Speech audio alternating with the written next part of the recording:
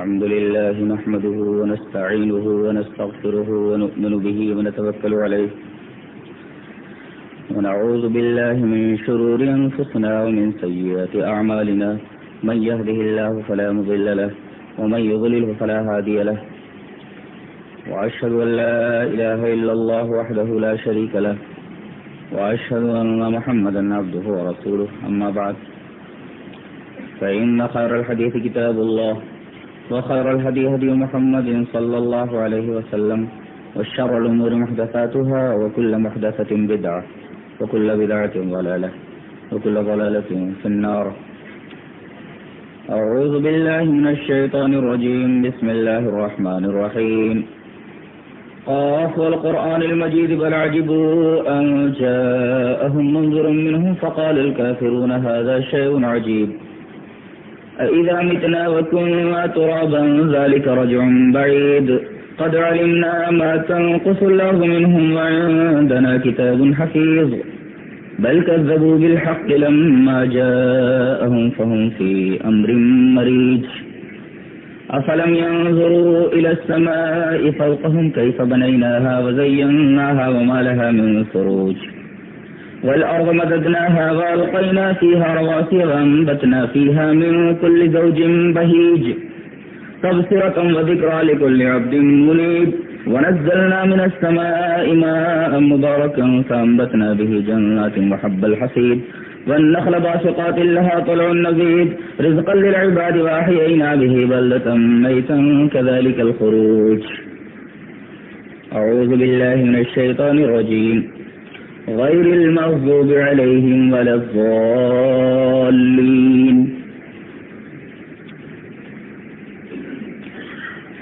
گزشتہ جمعے میں ہم نے یہ وعدہ کیا تھا کہ تحفظ سنت حقیقی معنوں میں کے عنوان پر ہم گفتگو کریں گے. اس عنوان پر اصلی بحث تو آئندہ جمعے سے شروع ہوگی. آج کی بحث کو اس عنوان کی تمہید سمجھ لیں. خطبہ مسنونہ کے بعد پڑھی گئی یہ آیت کریمہ سورہ فاتحہ کی اس عظیم الشان دعا کا آخری ٹکڑا ہے جو دعا لفظ اہدنا سے شروع ہوتی ہے.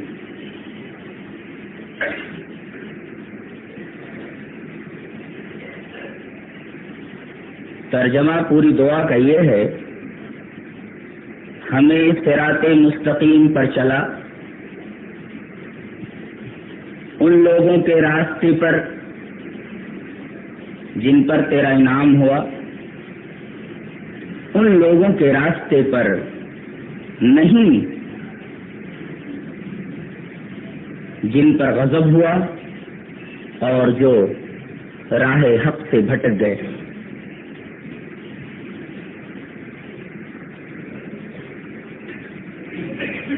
سورہ فاتحہ کے اس آخری ٹکڑے میں مغضوب علیہم سے مراد یہود اور ضالین سے مراد نصارہ ہیں. جیسا کہ عدی ابن حاتم رضی اللہ تعالی عنہ سے مروی ایک روایت میں اس بات کی صراحت موجود ہے. روایت اس طرح ہے: وعن عدی ابن حاتم رضی اللہ تعالی عنہ قال قال رسول اللہ صلی اللہ علیہ وسلم اليہود مغضوب علیہم والنصارى ضالون رواہ الترمذی وابن حبان فی صحیحہ. امام ترمذی اس حدیث پاک کو اپنی سنن میں لائے ہیں اور امام ابن حبان اس حدیث کو عدی ابن حاتم سے اپنی صحیح کے اندر لائے. ترجمہ یہ ہے: عدی ابن حاتم کہتے ہیں کہ نبی پاک صلی اللہ علیہ وسلم نے ارشاد فرمایا کہ یہود مغضوب علیہم ہیں اور نصارہ ضالین ہیں. یہ حدیث پاک فیصلہ کر دیتی ہے کہ مغضوب علیہم سے مراد یہود ہیں اور ضالون سے مراد نصارہ ہیں، اور اس روایت کے راوی حضرت عدی ابن حاتم رضی اللہ تعالیٰ عنہ ہیں۔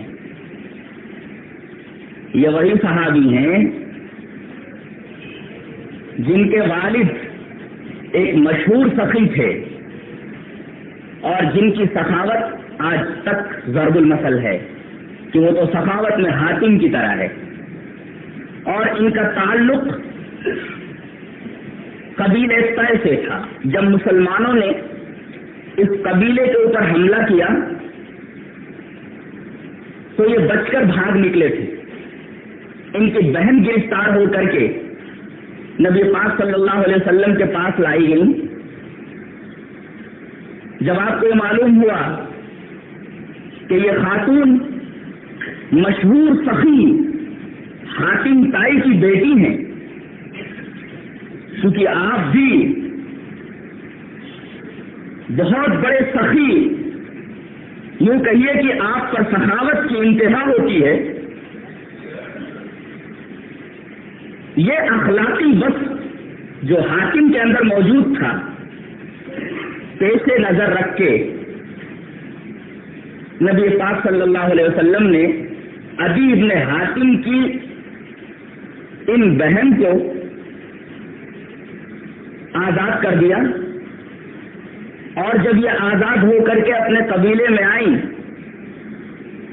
اور ان کے بھائی عدی ابن حاتم نے ان سے ملاقات کی تو بھائی سے انہوں نے کہا کہ کہاں بھاگے پھر رہے ہو؟ ارے تم جناب محمد رسول اللہ صلی اللہ علیہ وسلم کی خدمت میں حاضر ہو جاؤ، میں نے اتنا اچھا اور حسن سلوک کرنے والا انسان آج تک نہیں دیکھا ہے۔ ڈرتے ڈرتے حضرت عدی بن حاتم نبی پاک صلی اللہ علیہ وسلم کی خدمت پہ پہنچے اور وہاں مشرف اسلام ہوئے۔ انہی سے مری ہوئی ایک روایت ہے، روایت اس طرح ہے، وعن عدی بن حاتم رضی اللہ تعالی عنہ قال اتيت النبي صلى الله عليه وسلم وفي عنق صليب من ذهب فقال يا عدي اطرح عنك هذا الوثن وسمعته يقرأ في سورة براءة اتخذوا أحبارهم ورهبانهم أربابا من دون الله فقال أما إنهم لم يكونوا يعبدونهم ولكنهم كانوا إذا أحلوا لهم شيئا استحلوه وإذا حرموا عليهم شيئا حرموا۔ رواه الترمذی فی کتاب التفسیر۔ امام ترمذی رحمہ اللہ اس حدیث پاک کو انہی لفظوں میں کتاب التفسیر میں لائے، اور اتخذوا احبارهم ورهبانهم اربابا من دون اللہ کی تفسیر میں یہ روایت دیکھی جا سکتی ہے۔ حضرت عدی بن حاتم رضی اللہ تعالی عنہ فرماتے ہیں کہ میں نبی پاک صلی اللہ علیہ وسلم کی خدمت میں ڈرتے ڈرتے حاضر ہوا۔ اتیت النبی صلی اللہ علیہ وسلم، میں نبی پاک صلی اللہ علیہ وسلم کی خدمت میں حاضر ہوا۔ وفی عنقی صلیب من ذہب، اس وقت میرے گلے میں سونے کی ایک صلیب تھی، کراس میڈ آف گولڈ، سونے کی بنی ہوئی ایک صلیب میرے گلے میں لٹک رہی تھی۔ نبی پاک صلی اللہ علیہ وسلم نے دیکھتے ہی مجھ سے یہ کہا یا عدی اطرح عنک ھذا الوثن، اپنے گلے سے اس بت کو اتار کر پھینک دے۔ گلے میں لٹکتی ہوئی سونے کی صلیب کو جناب محمد رسول اللہ صلی اللہ علیہ وسلم نے وثن سے تعبیر کیا۔ وثن اس بت، آج دیکھو کتنے بت ہیں جو لوگوں کی گردنوں میں لٹک رہے ہیں، عورتوں کی گردنوں میں بھی ایسے بہت سارے بت ہیں جو لٹک رہے ہیں، اور مردوں اور نوجوانوں کے گلے میں بھی اس طریقے کے بت لٹک رہے ہیں، جبکہ دیکھتے ہی نبی پاک صلی اللہ علیہ وسلم نے حضرت عدی سے یہ کہا تھا اس طرح عنک ھذا الوثن، اس بت کو اپنے گلے سے اتار کر پھینک دے، یہ بت ہے۔ ان کو یہ تو سمجھ میں آتا ہے کہ رفع الیدین اس لیے کروایا جاتا تھا کہ لوگ بت لے کر مسجد نبوی میں آتے تھے، اور یہاں ہر گلے میں بت لٹک رہا ہے، اس کی کوئی فکر نہیں ہے۔ اپنے آنکھوں کی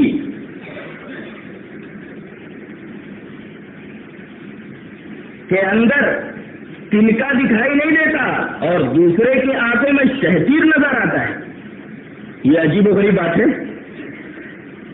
اور ایسے ہی لوگوں کے گلوں میں آپ تعویذات گنڈے دیکھیں گے جو تحفظ سنت کرنے کا دعویٰ کرتے ہیں. حضرت عدی بن حاتم رضی اللہ تعالی عنہ سے مخاطب ہو کر کے نبی پاک صلی اللہ علیہ وسلم فرمایا اس بت کو اپنے گلے سے نکال کر کے پھینک دے. اور یہ فرماتے ہیں کہ اس وقت نبی پاک صلی اللہ علیہ وسلم کو میں نے سورہ برأت کی سورہ توبہ کی یہ آیت پڑھتے ہوئے سنا. اتخذوا احبارهم ورهبانهم اربابا من دون اللہ کہ یہود اور نصارہ نے اپنے علماء کو اور اپنے درویشوں کو اللہ کے علاوہ رب بنا لیا. حضرت عدی نے کہا کہ اللہ کے رسول صلی اللہ علیہ وسلم ہم نے تو اپنے علماء کو اور اپنے درویشوں کو اپنے صوفیوں کو اور اپنے فقیروں کو کبھی بھی رب نہیں کہا، نہ تو ہم نے ان کے سامنے سجدہ کیا. تو یہ آیت کریمہ کس طرح یہ کہہ رہی ہے کہ یہود اور نصارہ نے اپنے درویشوں اور اپنے علماء کو اللہ کے علاوہ رب بنا لیا. ہم نے تو کبھی ان کو رب نہیں مانا، ہم نے تو کبھی ان کے سامنے سجدہ نہیں کیا. تو یہ رب بنانے کا کیا مطلب ہے؟ فقال، تو نبی پاک صلی اللہ علیہ وسلم نے ارشاد فرمایا اما انہم لم یکونوا یعبدونہم. یہ صحیح ہے کہ یہود اور نصارہ اپنے درویشوں اور اپنے فقیروں اور اپنے علماء کی عبادت نہیں کرتے تھے. لم یکونوا یعبدونہم، ان کی عبادت نہیں کرتے تھے، ان کو رب نہیں کہتے تھے، ان کے سامنے سجدہ ریز نہیں ہوتے تھے. ولکنہم کانوا اذا احلوا لهم شیئا استحلوه وَإِذَا حَرَّمُوا عَلَيْهِمْ شَيْئًا حَرَّمُوا. کیا ایسا نہیں تھا کہ جب ان کے علماء اور درویش کسی حلال چیز کو حرام کر دیتے تھے تو اس کو حرام ہی سمجھ لیتے تھے، اور کسی حرام شے کو وہ حلال کر دیتے تھے تو اس کو حلال ہی سمجھ لیتے تھے. یعنی ان کی اندھی تقلید کرتے تھے، یہ نہیں دیکھتے تھے کہ تورات اور انجیل میں کیا لکھا ہوا ہے. بس علماء نے اور فقیروں نے جو فیصلہ کر دیا کہ چپ چاپ بلا تحقیق کے ان کی بات مانتے چلے گئے. کیا ایسی بات تم لوگوں کے اندر نہیں ہے؟ تاکہ ہاں اللہ کے رسول صلی اللہ علیہ وسلم یہ بات تو ہے کہ ہم اپنے علماء اور اپنے پیروں فقیروں کی باتوں کو آنکھیں بند کر کے مان لیتے ہیں، اندھے بہرے ہو کر کے ان کے قول پر اور ان کے افعال کے اوپر گرتے ہیں. نبی پاک صلی اللہ علیہ وسلم نے فرمایا یہی تو علماء اور فقیروں کو رب بنا لینا ہے. کیا آج یہی بات موجود نہیں ہے؟ قرآن و حدیث کو طاق نسیاں کے اوپر رکھ دیا گیا ہے، بس علماء کے اقوال اور اجتہادات کے اوپر لوگوں نے تکیہ کر لیا ہے، چاہے وہ اجتہادات اور اقوال صحیح ہوں یا غلط ہوں. جبکہ ہمیں یہ حکم دیا گیا تھا کہ ہم براہ راست قرآن و حدیث کو دیکھیں، پڑھیں اور اس کے اوپر عمل کریں. لیکن قرآن و حدیث کو ایک طرف رکھ کر کے اقوال ائمہ اور اقوال رجال کے اوپر تکیہ کر لیا گیا ہے اور آنکھیں بند کر کے ان اقوال اور اجتہادات کو دائرے عمل میں لے لیا گیا. تو میں یہ کہہ رہا تھا کہ حضرت عدی بن حاتم رضی اللہ تعالی عنہ سے یہ روایت امام ترمذی رحمہ اللہ کتاب التفسیر میں لائے ہیں. ان کا یہ واقعہ بھی بہت مشہور ہے.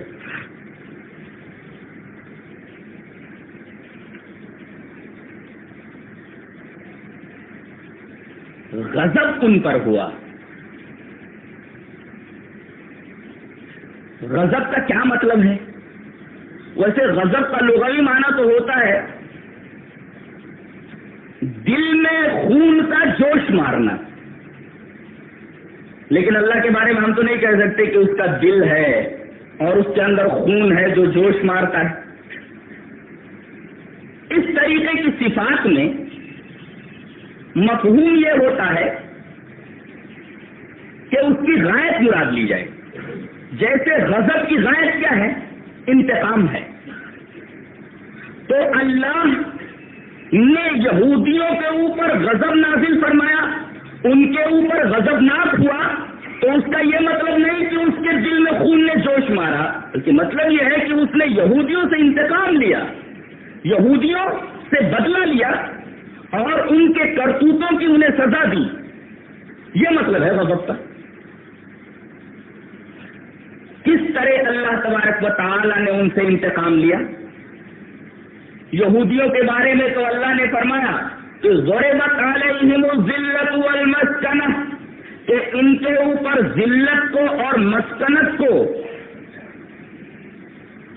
طاری کر دیا گیا ہے، اور یہ ذلت اور مسکنت اس طریقے سے ان کے پیچھے لگا دی گئی ہے کہ کبھی ان کا پیچھا چھوڑنے والی نہیں. بلکہ یہ ضرب کا لفظ ہے. ضرب کا مطلب ہوتا ہے ٹھپے کا. جیسے کسی سکے کے اوپر مہر لگا دی جائے تو سکے سے وہ مہر جدا نہیں ہوتی، ایسے ہی ان کے اوپر ذلت اور مسکنت کا ٹپا لگا دیا گیا ہے. ذلت اور مسکنت ان سے جدا نہیں ہوگی. غور کیجیے اس آیت کریمہ میں اللہ تبارک و تعالی نے ان سے انتقام لیا اس طرح کہ ذلت ان کے اوپر مسلط کر دی اور مسکنت مسلط کر دی. ذرا ذلت کے اوپر تھوڑا غور کر لیتے ہیں اور مسکنت کا مفہوم سمجھ لیتے ہیں. ذلت کی دو قسمیں، ذلت ظاہری اور ذلت باطنی.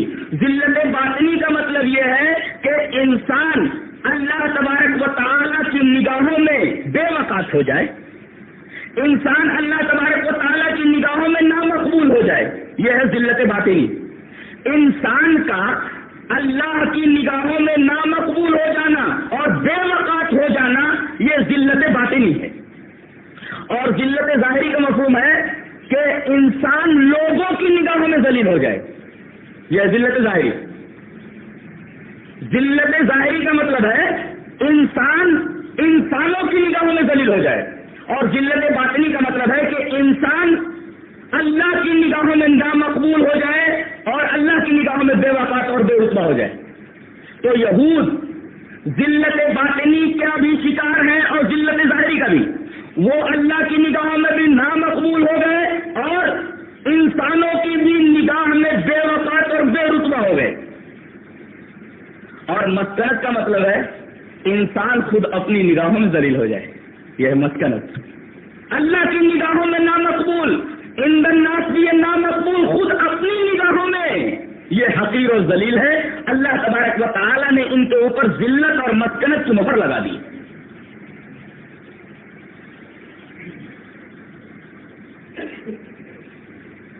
یہود کا ملعون اور مغضوب ہونا یہ 2000 سال کا مشاہدہ ہے، اور تاریخ نے ہر زمانے میں ان کے اوپر ملعونیت اور مغضوبیت کی مہر تصدیق ثبت کر دی ہے. آپ تاریخ اٹھا کر کے دیکھیں تو ہر زمانے میں وقتاً فوقتاً جبابرہ اپنے اپنے ملکوں سے اٹھے اور بجلی بن کر طوفان بن کر ان کے اوپر گرتے رہے. انہیں کبھی سکون نہیں ملا، انہیں کبھی چین نہیں لینے دیا گیا. اس لیے کہ قرآن حکیم نے ان کے بارے میں ایک اور بات کہی ہے کہ وَإِسْتَأْذَنَ رَبُّكَ لَيَبْعَثَنَّ عَلَيْهِمْ إِلَى يَوْمِ الْقِيَامَةِ مَن يَسُومُهُمْ سُوءَ الْعَذَابِ. اور یاد کرو وہ وقت جب تیرے رب نے یہ بات بتلا دی تھی کہ ان یہودیوں کے اوپر قیامت تک ایسے لوگوں کو بھیجتا رہے گا جو انہیں سزائے شدید دیتے رہیں گے، دردناک مصیبتوں میں مبتلا کرتے رہیں گے. اور برابر ان کے ساتھ ایسا ہوتا آ رہا ہے.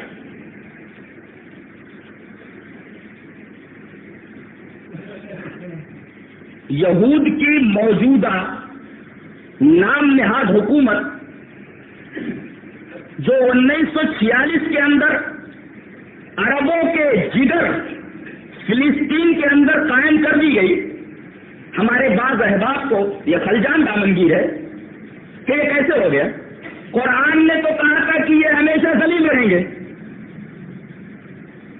ذلت اور مسکنت ان کا مقدر ہے، تو ان کو حکومت کیسے مل گئی؟ یہ تو قرآنی تصریحات کے بالکل خلاف ہے. بعض احباب کو یہ خلجان دامنگیر ہے کہ قرآن کہتا ہے کہ ذلت اور مسکنت ان کا مقدر، تو ان یہودیوں کی حکومت کیسے قائم ہو گئی؟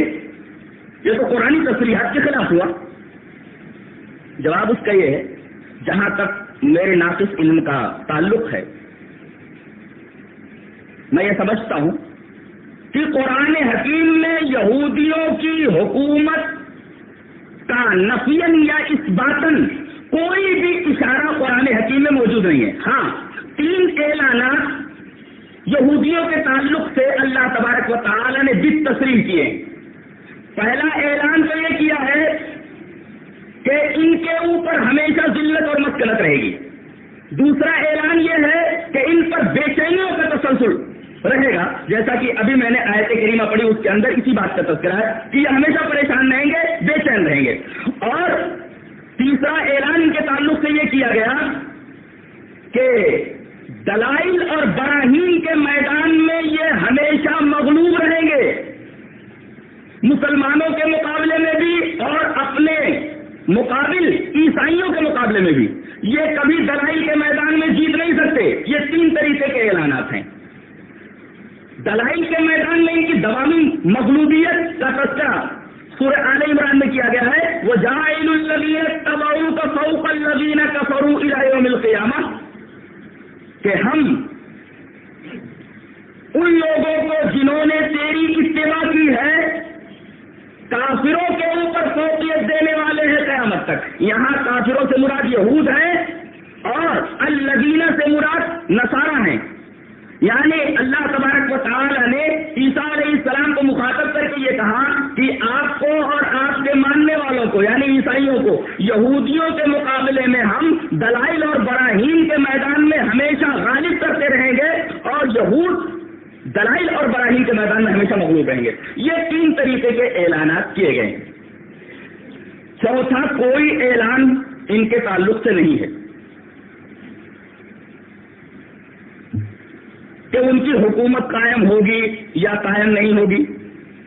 جب قرآن حکیم نے ان کی حکومت کے قیام یا عدم قیام سے کوئی بحث نہیں کی ہے تو یہ کہنا کہ اگر وہ ذلیل ہے تو ان کو حکومت کیسے مل گئی، قرآن حکیم کی تصریح کے یہ بالکل خلاف ہے. سوال ہی نہیں اٹھتا، اس لیے کہ اگر قرآن یہ کہتا کہ ان کی حکومت قائم نہیں ہوگی تو یہ سوال اٹھ سکتا تھا. لیکن نفیاً یا اثباتاً یہود کی حکومت کے تعلق سے کوئی اشارہ قرآن حکیم میں موجود نہیں ہے. جہاں تک ان کی ذلت کا معاملہ ہے، حکومت ملنے کے باوجود بھی ذلیل ہیں وہ. میں نے یہ بتایا کہ ہمیشہ سے ذلت اور مسکنت ان کا مقدر بنتی رہی ہے. ہر زمانے میں یہ بے چین رہے ہیں اور پریشان رہے ہیں. ابھی جنگ عظیم کے دوران جن لوگوں نے اخبارات کا مطالعہ کیا ہے وہ جانتے ہیں کہ جنگ سے پہلے جرمن میں جب یہودی آباد تھے تو برلن کے ہوٹلوں پر یہ بورڈ آویزاں تھے کہ اس ہوٹل کے اندر کتا یا یہودی داخل نہیں ہو سکتا. یہ ان کی ذلت کی انتہا کی طرف اشارہ ہے کہ وہ انسانوں کی نگاہوں میں کتنے بے وقار اور کتنے ذلیل ہیں. اسی طرح جرمنوں نے ان کو دنیا کی قوموں کا خون چوسنے والا گروہ قرار دیا کہ یہ قوم یہود دنیا کی قوموں کا خون چوسنے والی قوم ہے، جو ان کے لیے انتہائی حقارت آمیز خطاب ہے. اس سے بڑا حقارت آمیز خطاب اور کس کے لیے ہو سکتا ہے، اور اس سے بڑا حقارت آمیز خطاب اور کون سا ہو سکتا ہے. اور غور کیجئے کہ عربوں کے قلب میں، عربوں کے علاقے میں، عربوں کے جگر میں جب اسرائیل کو بسایا جا رہا تھا اس وقت وزیر برطانیہ مسٹر بالفورڈ نے یہودیت اور اسرائیلیت کی داغ بیل ڈالتے ہوئے تقریر کرتے ہوئے بڑے ہمدردانہ اور بڑے معصومانہ انداز میں یہ کہا تھا کہ آخر اس بے بس قوم کا بھی تو دنیا میں کوئی وطن ہونا چاہیے. یہ جملہ بتا رہا ہے اس بے بس قوم کا اور لاچار قوم کا بھی دنیا میں کوئی وطن ہونا چاہیے. در حقیقت ان کے حقارت کی طرف اشارہ ہے کہ یہ دنیا کی نگاہوں میں آج بھی ذلیل ہیں، بے وطن ہیں، بے یار و مددگار ہیں اور لاچار ہیں. اور قرآن کا فیصلہ اب تک برقرار ہے کہ ذلت اور مسکنت نے ان کا پیچھا نہیں چھوڑا ہے، ان کی شیطانیوں کی وجہ سے اور ان کی شرارتوں کی وجہ سے. اور میں یہ کہتا ہوں کہ اگر برطانیہ اور امریکہ کو بہت ہی زیادہ دلچسپی اور بہت زیادہ ہمدردی ہے یا تھی یہودیوں سے تو انہوں نے یورپی ممالک میں سے کسی ملک کے اندر ان کو کیوں نہیں بتا دیا؟ جبکہ یورپین ممالک کے بہت سارے خطے اب بھی غیر آباد پڑے ہوئے ہیں اور ضرورت ہے کہ ان خطوں کو آباد کیا جائے۔ جب اتنے خطے غیر آباد پڑے ہوئے ہیں تو ان کو کیوں نہ انہی خطوں کے اندر بسا دیا گیا؟ اس کا مطلب یہ ہوا کہ ان یہودیوں کو امریکہ اور برطانیہ نے ایشیا کی طرف جو ڈھکیل دیا ہے، یہ خود اس بات کی طرف اشارہ ہے کہ ان سے ان کو کوئی ہمدردی نہیں۔ اگر ہمدردی ہوتی تو اپنا بھائی بنا کر کے منہ بولا اپنے بغل میں کھڑا کرتے اور یورپین ممالک کے ملک کے کسی بھی خطے کے اندر ان کو بتا دیتے۔ ایشیا کی طرف ڈھکیلنے کی ان کو کوئی ضرورت نہیں تھی۔ در حقیقت ایشیا میں ڈھکیل کر کے عربوں کے جگر فلسطین کے اندر ان کو بسانے کا مقصد یہ ہے کہ انہوں نے ایک تیر سے دو نہیں بلکہ تین شکار کیے ہیں۔ پہلا شکار تو یہ کیا کہ یورپین ممالک سے ذلت اور مسکنت کی پتہ چل جائے۔ ہمارے ملکوں میں یہ ذلت اور مسکنت کی بلا نہ رہے، اس لیے کہ قرآن حکیم کہتا ہے کہ مغضوب علیہم کی سرزمین بھی مغضوب علیہم ہوتی ہے۔ جس قوم کے اوپر اللہ کا غضب آیا ہو وہ قوم تو مغضوب علیہم ہے ہی، جس سرزمین پر یہ قوم بس رہی تھی وہ سرزمین بھی مغضوب علیہم۔ جیسا کہ مشہور واقعہ ہے مولانا صفی الرحمان العظمی کی مشہور کتاب الرحیق المختوم کے اندر کہ نبی پاک صلی اللہ علیہ وسلم تبوک کی طرف جب جنگ کے لیے جا رہے تھے تو آپ نے وادی ہجر میں قیام فرمایا۔ وہاں کسی جگہ کے اوپر کافی مقدار میں پانی موجود تھا، صحابہ کرام نے رک کر کے وہاں سے پانی لے لیا۔ بعض لوگوں نے تو پانی کو آٹے میں استعمال کر لیا، ستو وغیرہ گونج لیا۔ اس کے بعد نبی پاک صلی اللہ علیہ وسلم کو بذریعہ جبرائیل یہ خبر دی گئی کہ یہ وادی عذاب ہے، یہاں کچھ لوگ بستے تھے، اللہ تبارک و تعالیٰ نے ان کے اوپر اپنا غضب نازل کیا اور ان کو صفحہ ہستی سے عرض غلط کی طرح مٹا دیا۔ یہ وادی مغضوب علیہم کی وادی ہے، لہذا آپ یہاں سے فوراً نکل جائیں اور جو پانی اس زمین سے استعمال کیا گیا ہے، جس چیز میں استعمال کیا گیا ہے اس کو استعمال نہ کرو۔ جن لوگوں نے وہ پانی مشکیزوں کے اندر بھر لیا تھا، مشکیزوں سے پانی پھینک دیا گیا۔ جن لوگوں نے پانی کو ستو میں ڈال دیا تھا، اس ستو کو استعمال نہیں کیا بلکہ اونٹوں کو کھلا دیا۔ اور نبی پاک صلی اللہ علیہ وسلم کے بارے میں یہ بتایا گیا کہ آپ اونٹنی پر سوار ہیں اور آپ رو رہے ہیں، صحابہ کرام بھی آپ کے ساتھ رو رہے ہیں، گردن جھکائے ہوئے مغضوب علیہم کی وادی سے گزر رہے ہیں۔ تو جب مغضوب علیہم کی سرزمین بھی مغضوب علیہم ہوتی ہے، کیا یہ بات یورپین ممالک کو معلوم نہیں ہے؟ لہذا انہوں نے ان کو عربوں کے جگر فلسطین کے اندر لا کر کے بسا دیا تاکہ ذلت و مسکنت کی یہ بلا ہمارے یہاں نہ رہے، یہاں سے چل جائے۔ اور دوسرے، عربوں کا زور اور عربوں کی قوت توڑ دی جائے۔ اور تیسرے، یہودیوں سے ہمدردی کی نمائش بھی قائم رہے۔ یہ تین مقاصد انہوں نے حاصل کیے ہیں فلسطین میں یہودیوں کو بسا کر کے۔ انہیں یہودیوں سے کوئی ہمدردی نہیں ہے، یہودیوں سے کوئی محبت نہیں، بلکہ ان کی نگاہوں میں آج تک یہ ذلیل ہیں اور ذلت ان کی اس حرکت سے بالکل واضح ہے کہ انہوں نے اپنے ہاں ان کو بسانے کے بجائے ایشیا کے اندر کیوں ڈھکیل دیا۔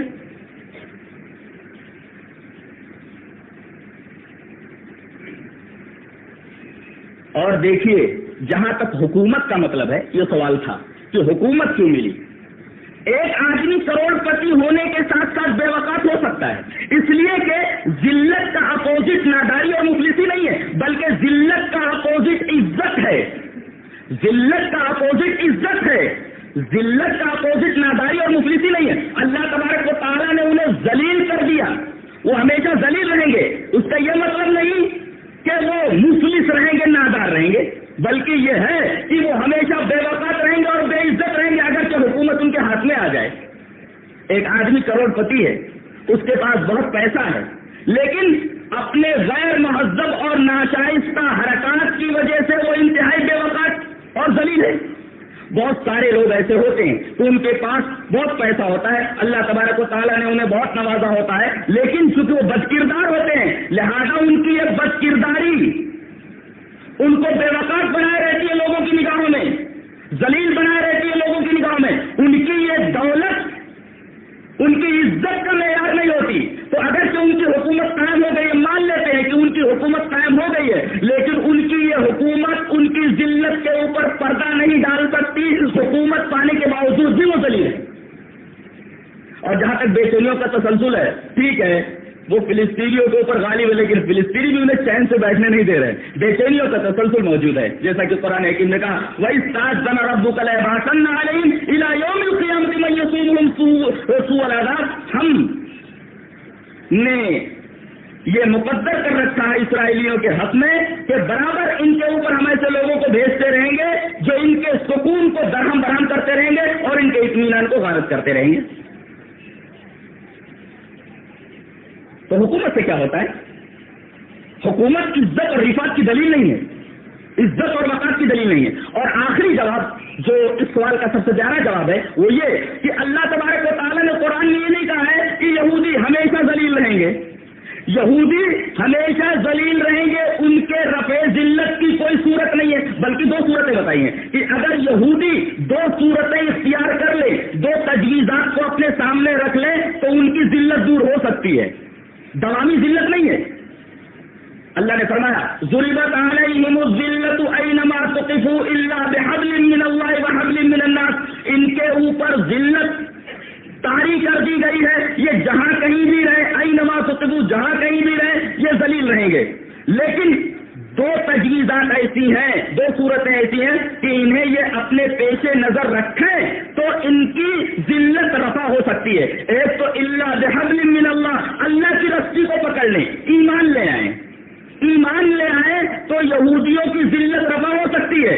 اور اگر ایمان نہ لائیں تو بحبل من الناس، لوگوں کی رسی پکڑ لیں، لوگوں کا سہارا لے لیں. اب یہاں الناس عام ہے، چاہے وہ مسلمان ہوں اور چاہے غیر مسلم ہوں.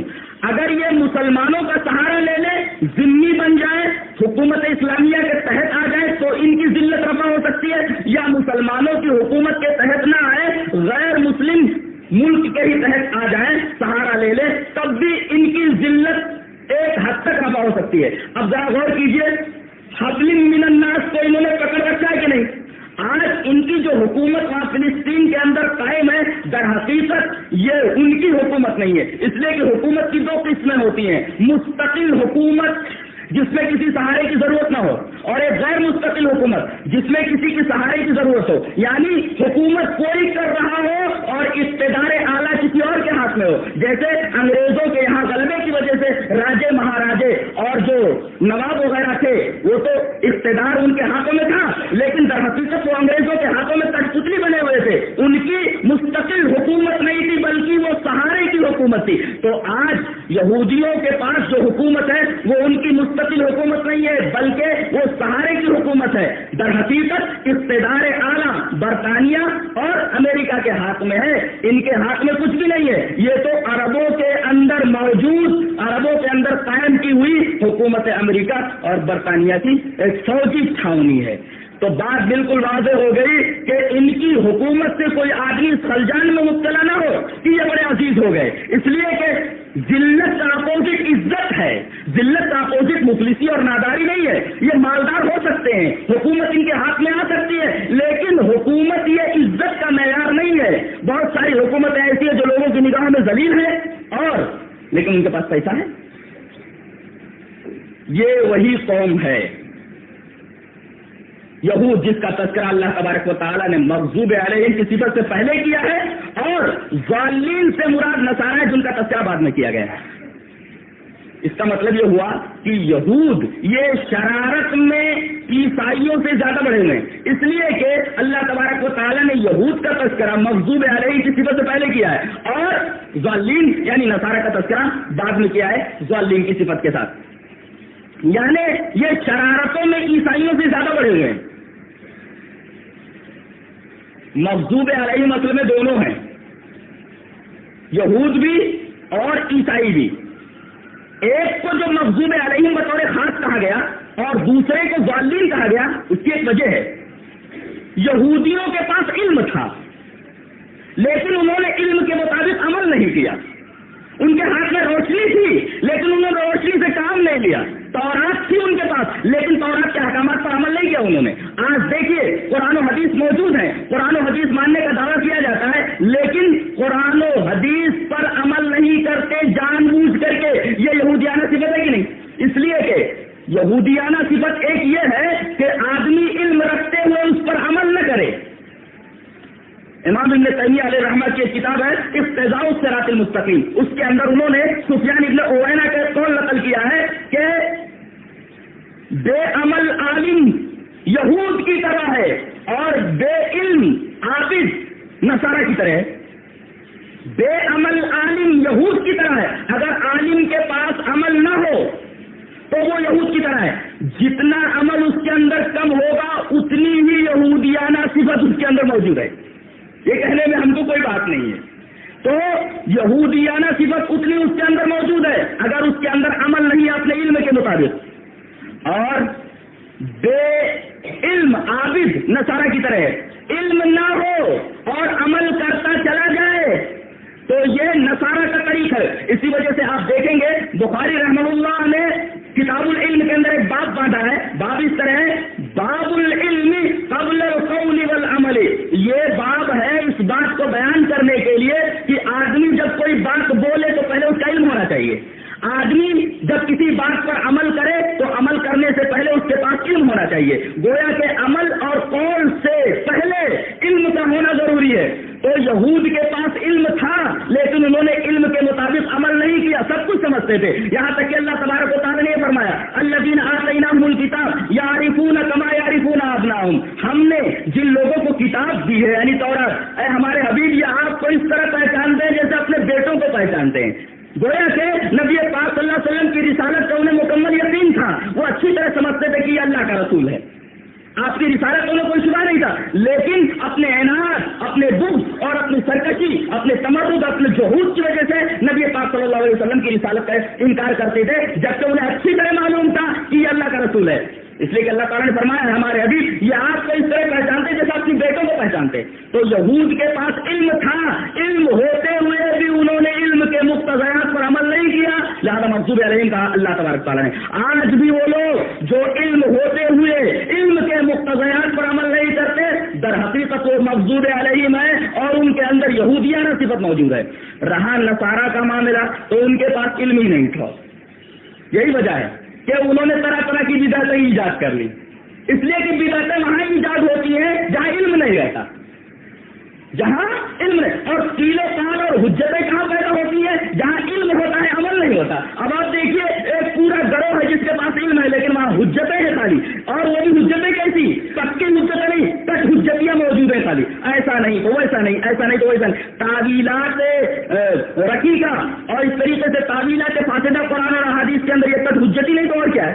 ایک قوم کے پاس علم موجود ہے لیکن وہاں کٹ حجتی موجود، اور ایک کے پاس علم ہی سرے سے نہیں ہے، لہذا ان کے ہاتھ طرح طرح کی بدعتیں پائی جا رہی ہیں۔ اللہ تبارک و تعالیٰ نے عیسائیوں کے تعلق سے فرمایا وہ رہبانیت ابتدعوها، یہ رہبانیت جو انہوں نے ایجاد کر لی ہم نے ان پر فرض نہیں کی تھی، اور رہبانیت ان کے ہاں جو آئی قرآن حکیم نے اسے بدعت کہا، ابتدعوها، رہبانیت کی بدعت ایجاد کی، اس لیے کہ بیچارے علم نہیں رکھتے تھے، تو جہاں علم نہیں ہوتا وہاں بدعتیں ہوتی ہیں۔ اب دیکھیے تیجا، چہلم، برسی، جو ہے برتھ ڈے اور نہ جانے کیا کیا، یہاں تک کہ جواہر لال نہرو اور گاندھی کی برسی مناتے مناتے اور جنم دن مناتے مناتے یہ جناب محمد الرسول اللہ صلی اللہ علیہ وسلم کا بھی برتھ ڈے اور اسی طریقے سے برسی منانے لگے۔ یہ اس امت کا بہت بڑا المیہ ہے، اس پر جتنا افسوس کیا جائے کم ہے، جتنا ماتم کیا جائے کم ہے۔ تو ایک قوم کے پاس علم تھا، علم کے مقتضیات پر عمل نہیں کیا، قرآن حکیم نے اسے مغضوب علیہم کہا، اور ایک کے پاس سرے سے علم ہی نہیں تھا، وہ راستے سے بھٹک گئے، اللہ تبارک و تعالیٰ نے انہیں ضالین کے لقب سے ملقب فرمایا۔ اور یہی دونوں قومیں ہیں کہ نبی پاک صلی اللہ علیہ وسلم نے زندگی کے ہر شعبے میں ان کی مخالفت کا حکم دیا ہے، معمولی معمولی باتوں میں ان کی مخالفت کا حکم دیا ہے۔ بیہقی میں حضرت ابو ہریرہ رضی اللہ تعالیٰ عنہ سے ایک روایت ہے کہ نبی پاک صلی اللہ علیہ وسلم نے ارشاد فرمایا کہ یہودی جب لڑکا پیدا ہوتا ہے تو اس کی طرف سے ایک جانور عقیقہ کرتے ہیں، اور لڑکی پیدا ہوتی ہے تو اس کی طرف سے عقیقہ نہیں کرتے، لہذا تم یہودیوں کی مخالفت کرتے ہوئے ایسا کرو کہ جب لڑکا پیدا ہو تو اس کی طرف سے 2 جانور عقیقہ کرو، اور لڑکی پیدا ہو تو اس کی طرف سے 1 جانور عقیقہ کرو۔ اس طرح یہودیوں کی مخالفت ہو جائے گی. دیکھیے بات معمولی ہے، لیکن نبی پاک صلی اللہ علیہ وسلم نے حکم دیا کہ اس معاملے میں بھی یہودیوں کی مخالفت کرو.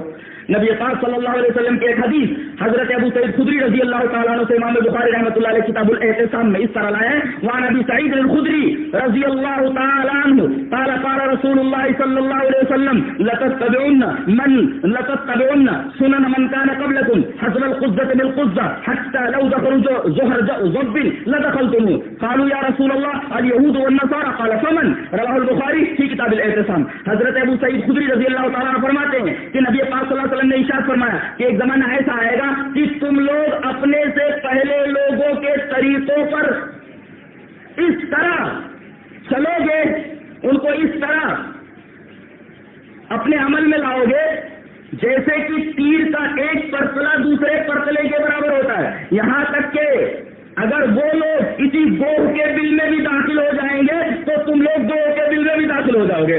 تو صحابہ کرام نے پوچھا یا رسول اللہ یہ سنن من کان قبلکم، تم لوگوں سے پہلے، اس سے مراد کون ہے؟ الیہود والنصارى، یہود اور نصارہ مراد ہے. نبی پاک صلی اللہ علیہ وسلم نے ارشاد فرمایا فمن، تو اس کے علاوہ کون ہو سکتا ہے؟ اب دیکھیے نبی پاک صلی اللہ علیہ وسلم نے جس خطرناک چیز سے ہمیں ڈرایا تھا اور جس کے بارے میں تاکید کر دی تھی کہ خبردار ان کے راستوں پر مت چلنا، اس لیے کہ جس راستے پر یہود چلے وہ اللہ کے غضب کا راستہ، اور جس راستے پر نصارہ چلے وہ ضلالت کا راستہ. ذرا دونوں سے بچ کر کے رہنا، دونوں کے راستوں پر مت چلنا. آج اندازہ لگائیے، غور کیجئے، مسلمان ہونے کا دعویٰ کرنے والے لوگ کس طریقے سے یہودیوں کی روش پر چلتے چلے جا رہے ہیں. چاہے وہ اعمال ہوں، ان کا تعلق اعمال سے ہو، چاہے ان کا تعلق معاملات سے ہو، چاہے ان کا تعلق عبادات سے ہو، ہر معاملے میں وہ یہود کے نقش قدم پر، نصارہ کے نقش قدم پر چلتے چلے جا رہے ہیں. گویا کہ نبی پاک صلی اللہ علیہ وسلم کی پیشین گوئی حرف بحرف ثابت آ رہی ہے، اور بہت پہلے ہی سے یہ امت مسلمہ ان کی روش اور ان کے ڈگر پر چلتی چلی جا رہی ہے. نبی پاک صلی اللہ علیہ وسلم کے زمانے میں جب مسجد نبوی میں نماز ہوتی تو صحابہ کرام زور سے آمین بولتے تھے، یہاں تک کہ مسجد گونج جاتی تھی. یہودیوں کو بڑی تکلیف پہنچتی تھی. اس طریقے کی ایک روایت حضرت عبداللہ ابن عباس رضی اللہ تعالیٰ عنہما سے ابن ماجہ کے اندر آئی ہے. روایت اس طرح ہے وعن ابن عباس رضی اللہ تعالی عنہما قال قال رسول اللہ صلی اللہ علیہ وسلم ما حسدتکم اليہود علی شیء ما حسدتکم علی آمین فاکثروا من قول آمین. رواہ ابن ماجہ. حضرت عبداللہ ابن عباس رضی اللہ تعالی عنہما فرماتے ہیں کہ نبی پاک صلی اللہ علیہ وسلم نے ارشاد فرمایا کہ یہود تمہاری کسی بھی چیز پر، تمہارے کسی بھی قول و فعل پر اتنا زیادہ حسد نہیں کرتے، اتنا زیادہ نہیں جلتے جتنا کہ تمہاری زور سے آمین کہنے پر حسد کرتے ہیں. تو تم ان کو جلانے کے لیے زیادہ سے زیادہ زور سے آمین بولو. فاکثروا من قول آمین. یہ روایت حضرت عبداللہ بن عباس ہے. اگرچہ اس روایت کی ایک سند میں ایک راوی ہے طلحہ ابن عمر متکلم کی ہے، اس کے اوپر کلام کیا گیا ہے، لیکن اس کی تائید، اس کی مؤید ایک اور حدیث ہے، اس کی تائید ایک اور حدیث کرتی ہے، اور اس حدیث کی مؤید ہے جو حضرت عائشہ رضی اللہ تعالیٰ عنہ سے مروی ہے. مصباح الزجاجہ میں یہ حدیث موجود، اور اسی طریقے سے صحیح خزیمہ میں بھی یہ روایت موجود، اور علامہ البانی نے اس پر صحت کا حکم لگایا ہے. روایت اس طرح ہے وعن عائشہ رضی اللہ تعالیٰ عنہ قالت قال رسول اللہ صلی اللہ علیہ وسلم ان اليہود قوم حسد وانهم لا يحسدوننا على شيء كما يحسدوننا على آمین وعلى السلام وعلى آمین. رواہ ابن خزیمہ کی صحیح ہے. امام ابن خزیمہ اس حدیث کو اپنی صحیح کے اندر لائے ہیں حضرت عائشہ رضی اللہ تعالیٰ عنہ سے. حضرت عائشہ رضی اللہ تعالیٰ عنہ فرماتی ہیں کہ نبی پاک صلی اللہ علیہ وسلم نے ارشاد فرمایا، یہ حدیث صحیح ہے. دوسری نے اس کو صحیح کہا ہے اور کہا کہ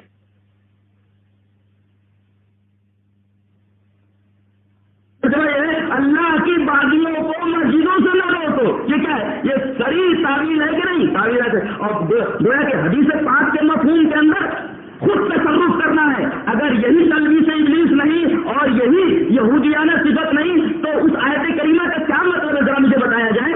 اللہ تبارک و تعالیٰ یہودیوں کے ایک صفت بیان کرتے ہوئے کہتا ہے یحرفون الکلم عن مواضعہ، یہ لوگ کلموں کو ان کی جگہ سے ہٹا دیتے ہیں. اس کا دو مطلب ہے، ایک تو یہ کہ لفظ ہی غائب کر دیتے ہیں، ایک مطلب تو ہے، اور اس لفظ کی جگہ پر کوئی دوسرا لفظ رکھ دیتے ہیں، یہ ہے حقیقی تحریف۔ اور ایک ہے تحریف تعویلی۔ تحریف تعویلی کا مطلب یہ ہے کہ مفہوم حدیث کا کچھ ہو اور بتایا جائے کچھ، ترجمہ حدیث کا کچھ ہو، ترجمہ کیا جائے کچھ، جیسا کہ مفتی عزیز الرحمان فتح پوری نے وہ ترجمہ کیا ہوا ہے۔ مطلب یہ تھا کہ تم لوگ اللہ کی باتوں کو مسجدوں سے نہ روکو، ترجمہ یوں الٹا کر دیا گیا کہ مسجدوں کو اللہ کی باتوں سے نہ روکو، اس طریقے سے ان کا الو سیدھا ہو گیا، ان کا مطلب بن گیا۔ اس طریقے سے ایک حدیث جو در حقیقت اسی حدیث عائشہ کی موید ہے اور ابن قطان سے اپنے حدیث کی کتاب میں لائے حضرت ابو ہریرہ سے روایت اس طرح ہے، وعن ابی ہریرہ رضی اللہ تعالی عنہ قال قال رسول اللہ صلی اللہ علیہ وسلم سيكون في امتی رجال يدعون الناس الى اقوال امامهم ورهبانهم ويحسدون الناس على التامين خلف الامام اولئك يهود هذه الامه اولئك يهود هذه الامه اولئك يهود هذه الامه۔ اس کو ابن سکندر نے روایت کیا ہے اور ابن قطان نے اس کے اوپر صحت کا حکم لگایا ہے۔ اگر یہ حدیث ضعیف بھی ہو تب بھی اس کی موید حدیث عائشہ موجود ہے اور حدیث ابن عباس موجود ہے۔ حضرت ابو ہریرہ رضی اللہ تعالیٰ جبکہ اس کے اوپر صحت کا حکم لگا ہوا ہے، ابو ہریرہ رضی اللہ تعالیٰ فرماتے ہیں کہ نبی پاک صلی اللہ علیہ وسلم نے ارشاد فرمایا کہ ایک زمانہ ایسا آئے گا کہ میری امت میں ایسے لوگ پیدا ہوں گے، سیکون فی امتی رجال، میری امت میں ایسے لوگ پیدا ہوں گے یدعون الناس الی اقوال امامهم ورهبانهم، اپنے اماموں اور اپنے صوفیوں اور اپنے پیروں کے اقوال کی طرف بلائیں گے۔ سیدھی سی بات ہے، اس کے اندر کوئی لاگ لپیٹ نہیں ہے، کوئی ایک پیچ نہیں ہے، ترجمہ بالکل صاف ہے کہ ایسے لوگ آئیں گے میری امت میں جو لوگوں کو بلائیں گے اپنے اماموں کے اقوال کی طرف، اپنے پیروں کے اقوال کی طرف۔ ایک نے پکڑ لیا امام ابو حنیفہ رحمہ اللہ کو اور ان کے تمام اجتہادات کو یہ الہی سمجھ کر عمل کرنے لگا اور لوگوں کو اس کی طرف دعوت دینے لگا، آؤ میرے امام کی طرف۔ اور کچھ لوگوں نے تو صوفیوں کو پکڑ لیا، درویشوں کو پکڑ لیا ہے اور ان کی طرف وہ بلا رہے ہیں، آؤ اولیاء کے راستے سے، صوفیوں کے راستے سے، درویشوں کے راستے سے تمہیں نجات ملے گی۔ اور ایک نے کہا کہ ائمہ کی طرف آؤ، ان کی طرف آنے سے تم کو نجات ملے گی۔ کوئی امام کی طرف بلا رہا ہے، کوئی اپنے پیر و فقیروں کی طرف بلا رہا ہے۔ نبی پاک صلی اللہ علیہ وسلم نے فرمایا کہ ایک زمانہ ایسا آئے گا کہ ایسے لوگ ہوں گے جو لوگوں کو اپنے امام کے اقوال کی طرف اور اپنے پیروں کے اقوال کی طرف بلائیں گے، صوفیوں اور درویشوں کے۔ وَيَحْسُدُونَ النَّاسَ عَلَى التَّأْمِينِ خَلْفَ الْإِمَامِ، اور زور سے آمین کہنے والے جو امام کے پیچھے زور سے آمین کہیں گے ان کو بہت حسد کریں گے۔ نبی پاک صلی اللہ علیہ وسلم نے ان پر حکم لگایا، اولئک یہود هذه الامه اولئک یہود هذه الامه اولئک یہود هذه الامه۔ آپ نے 3 مرتبہ فرمایا ایسے لوگ جو امام کے اقوال کی طرف لوگوں کو بلائیں، صوفیوں کے اقوال کی طرف بلائیں، آؤ نجات اس طرف ہے، آؤ نجات اس طرف ہے، اور آمین کہنے پر جلے امام کے پیچھے، تو اولئک یہود هذه الامه گوش گزار کرتا ہوں، اچھی طرح کان میں یہ بات رکھ لو، ذہن نشین کر لو کہ یہی اس امت کے یہود ہیں، یہی اس امت کے یہود ہیں، یہی اس امت کے یہود ہے۔ اب بتائیے ان کا مکمل جائزہ لینے کے بعد ہر حدیث، اور کہنے والے نے بالکل صحیح کہا، مولانا عبد الجلیل سامرودی رحمہ اللہ، ان کا قول بعد میں پیش کرتا ہوں۔ ابھی بمبئی میں میرے 2 پروگرامز تھے، ان کو اٹینڈ کرنے کے بعد جب ہم اسٹیشن کی طرف آ رہے تھے تو ہم نے ایک بڑی مسجد دیکھی، بالکل کارنر کے اوپر، راستے کے کارنر ہی پر وہ مسجد ہے۔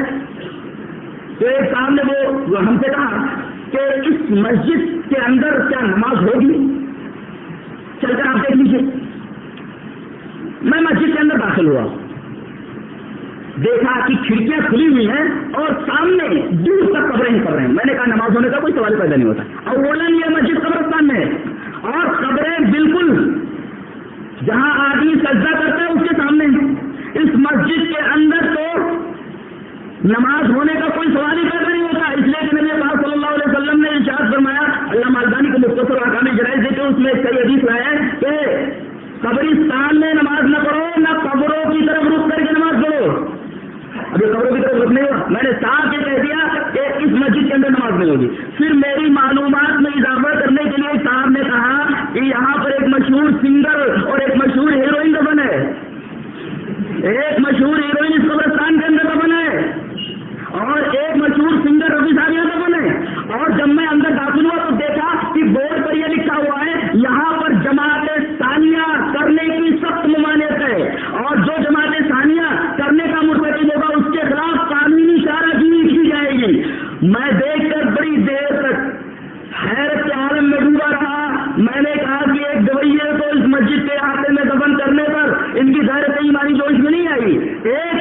مرتدہ عورت کو اس مسجد کے احاطے میں دفن ہونے پر ان کی غیرت ایمانی جوش میں نہیں آئی، لیکن جب نماز کا معاملہ آیا، جماعت ثانیہ کا معاملہ آیا، تو انہوں نے فوراً لکھ دیا کہ اس مسجد کے اندر جماعت ثانیہ کرنے والے کے خلاف قانونی چارہ جوئی کی جائے گی۔ یہ کیا ہے؟ ٹھیک ہے، ہم بھی مانتے ہیں کہ مسجد کے اندر جماعت ثانیہ نہیں ہو سکتی، ہم بھی اس بات کے قائل ہیں، اور میں بار بار یہ کہتا ہوں، اس لیے کہ جماعت ثانیہ کا اگر تصور عام کر دیا جائے، مان لیا جائے، تو جماعت اولا کی کوئی اہمیت نہیں رہے گی۔ آج جماعت اولا کی اہمیت لوگوں کے ذہنوں سے جو نکل گئی ہے، اس کی وجہ یہ ہے کہ وہ یہ سمجھ رہے ہیں کہ کبھی بھی آدمی آئے، جماعت بنا کر کے نماز پڑھ لے، جماعت ہو جائے گی اور جماعت کا ثواب اسے مل جائے گا، جبکہ اس تعلق سے صرف ایک روایت ملتی ہے، اور اس روایت پر قیاس کرتے ہوئے جماعت ثانیہ کا ثبوت پیش کرنا قیاس مال فارغ ہے۔ ثبوت کیا ہے کہ ایک صاحب آئے نماز ہو جانے کے بعد اور نماز پڑھنے لگے، ان کی جماعت چھوٹ گئی، تو نبی پاک صلی اللہ علیہ وسلم نے ایک صاحب سے کہا کہ کون ہے جو اس شخص کو صدقہ دے؟ لہٰذا یہ صاحب جو نماز پڑھ چکے تھے اس کے ساتھ شامل ہو کر کے انہوں نے نماز ادا کر لی، اس طرح سے جماعت کا ثواب مل گیا۔ اس حدیث سے استدلال کیسے کیا جا سکتا ہے جماعت ثانیہ کا؟ اس لیے کہ صدقہ دینے والا وہ شخص تھا جو نماز پڑھ چکا تھا، یہاں جتنے آتے ہیں سب کو نماز پڑھنی ہوتی ہے، لہذا جماعت ثانیہ پر اس حدیث سے دلیل پکڑنا بالکل صحیح نہیں ہے، بلکہ یہ قیاس مال فارغ ہے۔ ہاں، ایک صورت ہے جماعت ثانیہ کی، جماعت ثانیہ کر سکتا ہے، مثلا کسی عذر شرعی کی وجہ سے کچھ لوگ مسجد میں جماعت اولا کے اندر شریک نہیں ہو سکے، ایک ساتھ سوار ہیں، جماعت ہو گئی ہے، اب وضو بنا کر کے انہیں چاہیے کہ جماعت کے ساتھ نماز پڑھ لیں، اس وقت جماعت ثانیہ کا ثبوت ہے، دلیل ملازہ ہو۔ وعن انس بن مالک رضی اللہ تعالی عنہ جاء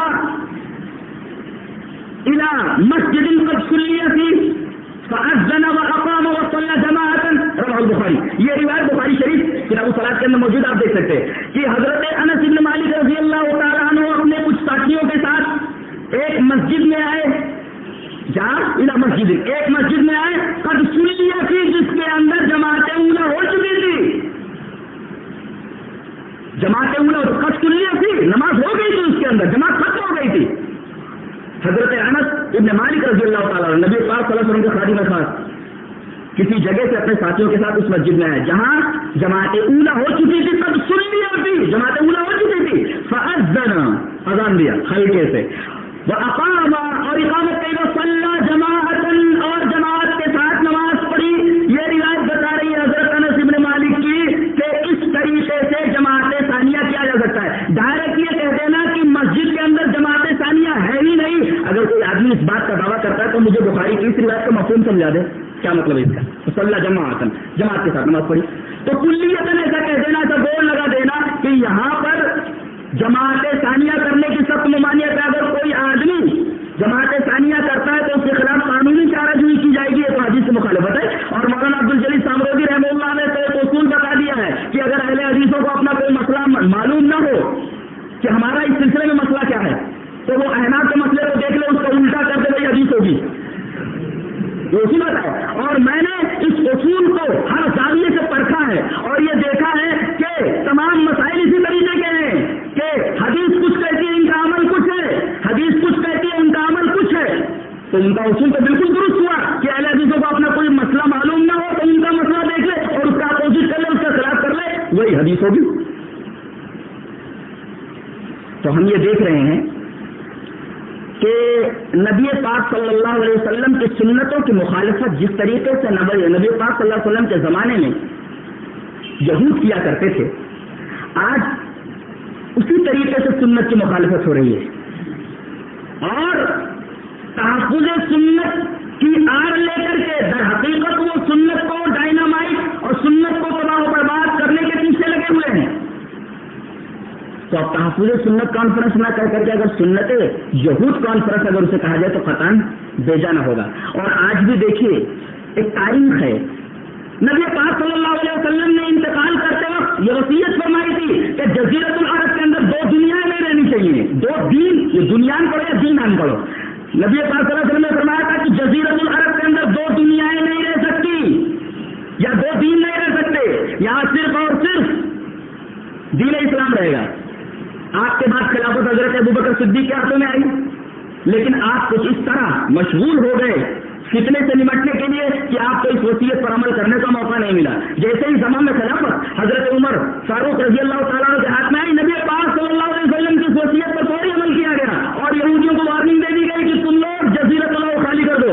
اور یہی نہیں کہ خالی کر دو تو جگہ نہیں دی جائے گی، بلکہ شام کے سرحد کے کنارے مقام ابراس وغیرہ میں دور تک انہیں زمینیں دے دی گئی کہ یہاں پر تم لوگ بچ جاؤ. بہرحال جزیرۃ العرب کے اندر تمہیں نہیں رہنا ہے، اس لیے کہ جزیرۃ العرب کے اندر صرف ایک ہی دین رہے گا. حضرت عمر کا حوالہ دینے والے اور خاص طور سے تراویح کی وہ منقطع روایت دلیل میں پیش کرنے والے اور حدیث عمر بن خطاب جس کے اندر حکم یہ ہے، جس کے اندر 11 رکعت تراویح کا صاف حکم موجود ہے حضرت عمر کا، متصل روایت کو چھوڑ کر کے یزید بن رومان والی منقطع روایت کے اوپر عمل کرنے والے اور حضرت عمر کا حوالہ دینے والے یہ تو بھول جاتے ہیں کہ انہوں نے یہودیوں کو جزیرۃ العرب سے نکال دیا تھا. آج دیکھیے قوم پوری کی پوری ہے جو چولہا، ہانڈی اور دیگ، برتن، چمچے اور پوٹلی وغیرہ لے کر کے چلتی تھی، آج اس کی ممانعت ہے کہ یہ خاص طور سے مکہ اور مدینہ کے اندر اس خاص حیت کے ساتھ نہیں داخل ہو سکتے. جس خاص حیت کے اندر، خاص شکل کے اندر یہ لوگ چلتے ہیں، ممانعت کر دی گئی ہے کہ مکہ کے اندر بھی یہ لوگ داخل نہیں ہو سکتے، مدینہ کے اندر بھی داخل نہیں ہو سکتے. اس طریقے کی شکل بنا کر کے جائے کھانا بنائے اور اس طریقے سے جو کھائیں اور اپنے انداز کی تبلیغ کریں جو خلاف سنت ممنوع قرار دیا گیا. اور باقاعدہ بڑی بڑی موٹی موٹی کتابیں لکھی گئی ہیں کہ یہ لوگ در حقیقت علم سے جاہل لوگ ہیں، ان کے پاس علم نہیں ہے، یہ نہ جانے اسلام کے نام پر کیا کیا پھیلا رہے ہیں. لہذا مکہ اور مدینہ کے اندر ان کا داخلہ ممنوع قرار دیا جائے، لہذا ان کا داخلہ اس حیث کے ساتھ، اس شکل کے ساتھ آج بھی ممنوع ہے.